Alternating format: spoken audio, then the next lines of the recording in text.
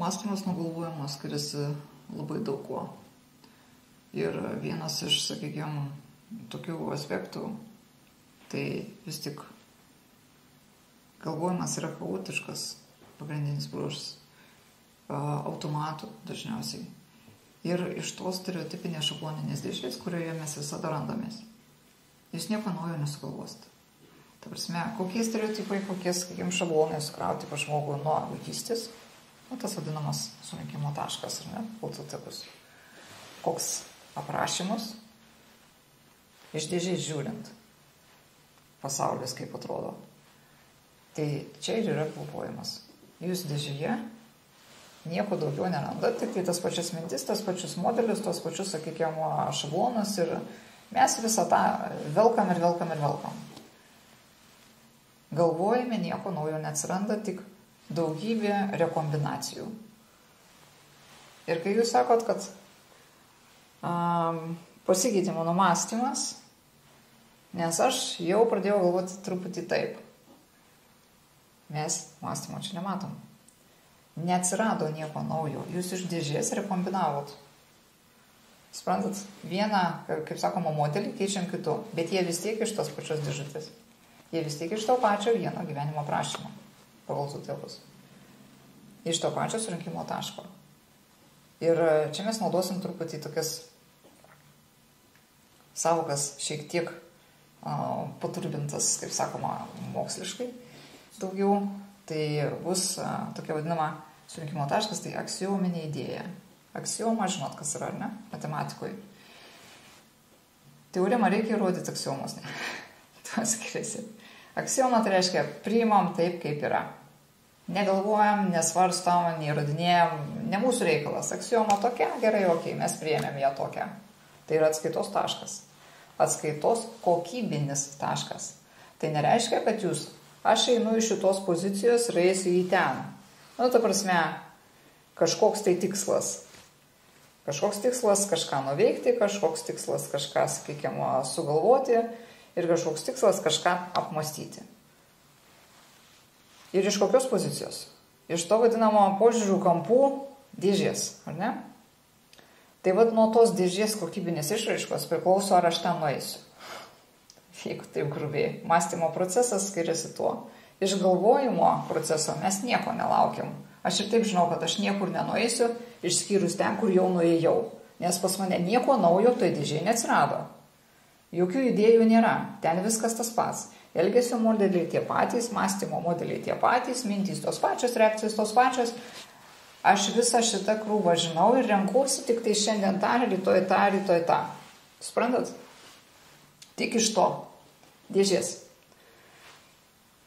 Bet mąstymo procesas prasideda tada, kai mes paliekam dėžę ir išeinam ieškoti naujos koncepcijos. Reiškia, požiūrio mano kampas turi būti kitoks negu visi tie, kurie buvo iki šiol, norint atrasti kažką. Jeigu aš noriu įgyvendinti kažkokį dalyką, kurio neišėjo dėžėje būnant, reiškia, aš turiu atskaitos tašką rinktis už dėžės ribų. Vadinasi, kokybinė aksiominės idėjos išraiška turi būti visiškai kitokia, negu buvo iki šiol visos jos. Tik tai tada aš galiu nueiti į kitą alternatyvą. Ne tą, kurios visada pas mane yra. Ketinimo jėga priklauso ir nuo tos aksiominės idėjos. Jeigu mes atitinkamą kokybinę išraišką jau turim surinkę savo konstrukcijų, tai mūsų ketinimo jėga nuneš į reikiamą rezultatą. Jeigu mes neturim surinkę dar tos vadinamos konceptualios išraiškos kokybinės čia ir dabar, mūsų gyvenimo aprašymas dar mūsų galvoje skiriasi kažkuo tai nuo to įsivaizduojamo, ką aš turėčiau pasiekti, jie nesutampa visiškai, sakykime, netgi būna. Tai jokia ketinimo jėga jums nepadės, suprantat? Žinios dar ne viskas, o būtis jūsų viskas. Tada, kai žinios suvoktos, kai jos įgyvendintos, kai jos patirtos ir kai permastytos. Ir dabar aš jau supratau. Dabar aš suvokiu, kad reikia tokio mąstymo norint pasiekti tą rezultatą. Suprantat, mes bandysim suderinti šitos du galus. Vieną ir kitą. Tas, į ką mes eisim, vadinsi sistemą apibrėžianti idėją. Sistema apibrėžiančių idėjų visokių. Visokių yra. Dėl ko mes tą sugalvojom? Dėl ko? Dėl ko mums to reikia? Kodėl man ten reikia? Kodėl aš tą siekiu? Kokiu rezultatu galbūt aš ten tikiuosi ir dar ko nors. Žodžiu, kiekvienas jūsų, kaip sakoma, pamastymas, ko aš einu norėdama, kaip sakoma, į kitą darbą daleiskim, ne? Tai yra kažkoks, sakykime, dėl ko eiti, dėl ko ką nors daryti. Bet dėl ko ką nors padaryti, mes turime atitikti šios dienos tam tikrą konstrukciją mąstymo.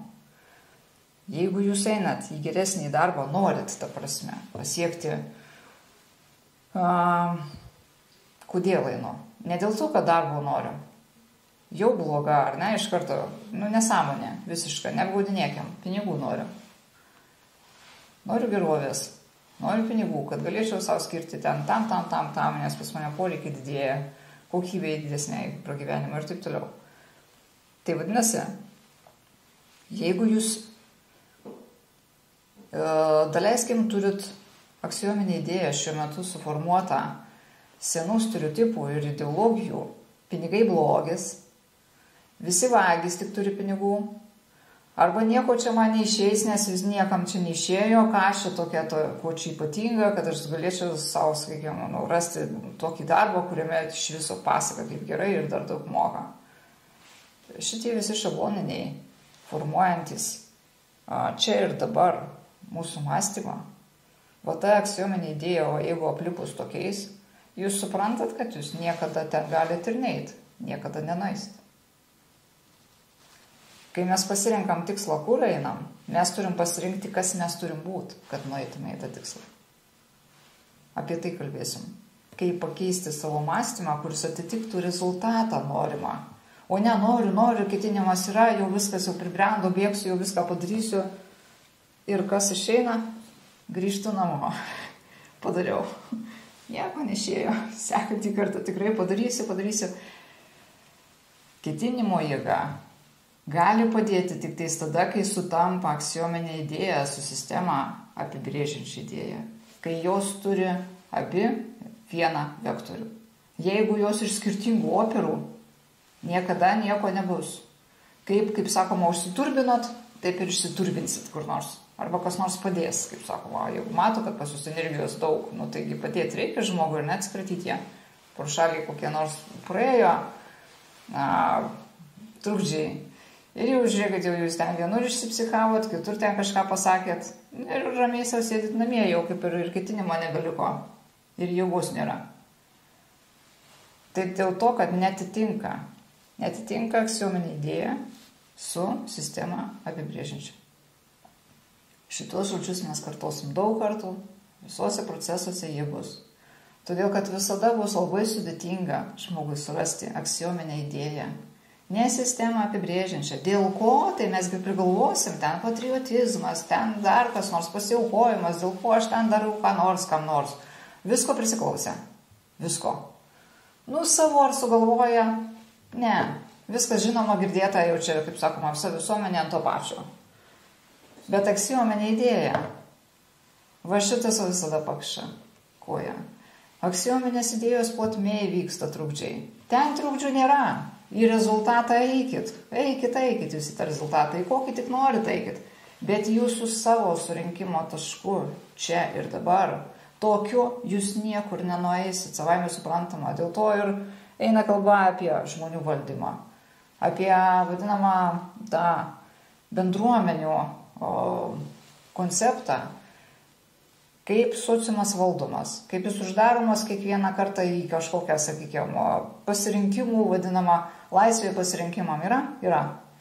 Labai daug pasinaudojant laisvėm praktiškai O praktiškai neišeina. Teoriškai mes turim laisvę pasirinkimo, praktiškai mes nieko neturim, todėl kad mūsų aksiominės idėjos sukrautos, užstabiliuotos ir jos užtvirtintos kaip mūsų požiūriai, tik tokie, ne kitokie. Jie visiškai netinka į jokias laisvės. Jie visai neorientuoti. Mes, kad ir ko norėtume, mes negalim įgyvendinti vien dėl to, kad mes neatitinkam kriterijaus, kuris pritrauktų tą, ko mes norim. Ir mes mąstymo mene mokysimės atgal važiuoti. Atversti viską taip, kaip turi būti. Pirma aksiominė idėja suformuojama, po to mes einame tikslą.